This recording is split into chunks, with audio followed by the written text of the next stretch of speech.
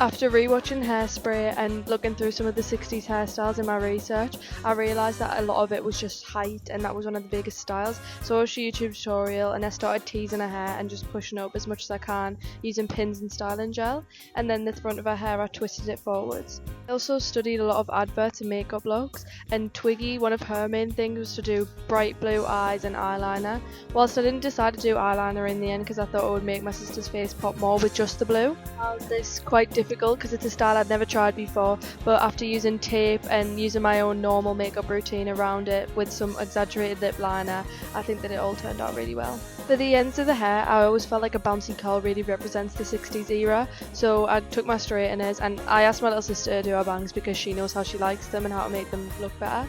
I also added a few curls around to frame my face and some little flicks at the end. I also thought the hoops remind me of Grease.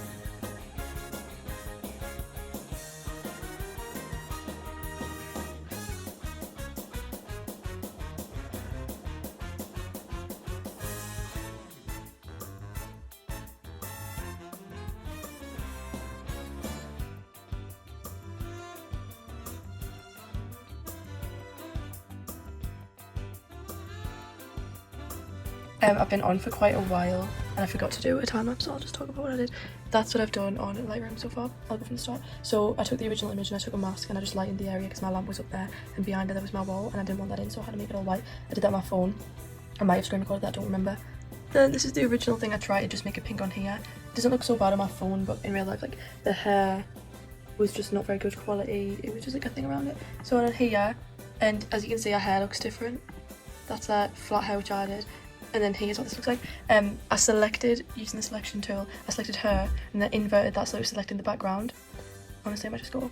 So this is what I did. I added that awful little edit I did before and I moved it down. Then, yeah, I just moved it more down. Then I selected her and then I selected the inverse of that, which selected the entire thing. And then I asked AI to do a generative fill of just like making the background go at the top of the screen because I knew I would want like the title and the text around her. There was a variation of the style, which was this one, and as you can see, like, look, her hair's very flat. The AI added to her hair, which I really like that because it's like, the thing I'm going to write is if it isn't bold, it's old. And this hair is very bold in comparison to before. I like how it's added some little flyaways, it's added like that, I like the bump it's added. Then I selected her again. And then I just kept going on and I was like trying to add all this stuff.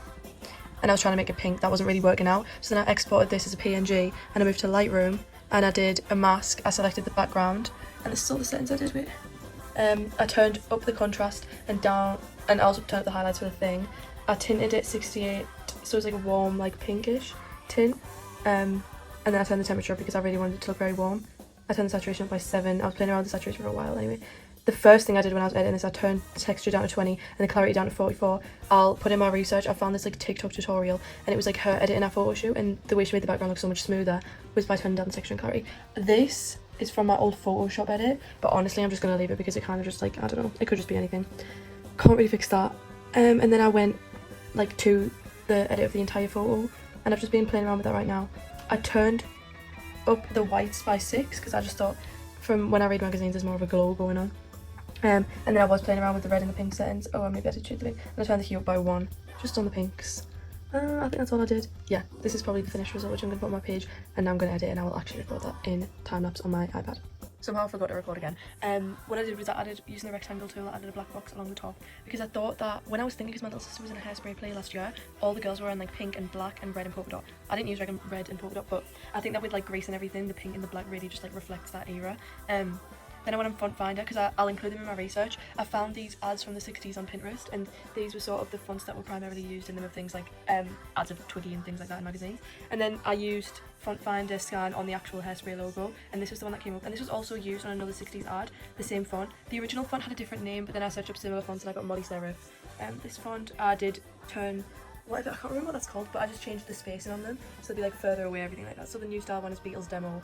And then this one, I think this one came with Adobe. It's called Ashery. I just like that one. It kind of looks like a little drawing. I like the playfulness of it. I feel like it does really remind me of the way it looks. I decided to make that dark pink because I thought I'd used a little too much black. That could be the text, and that makes that stand out all the more. And it also makes this little mistake look a little less like random.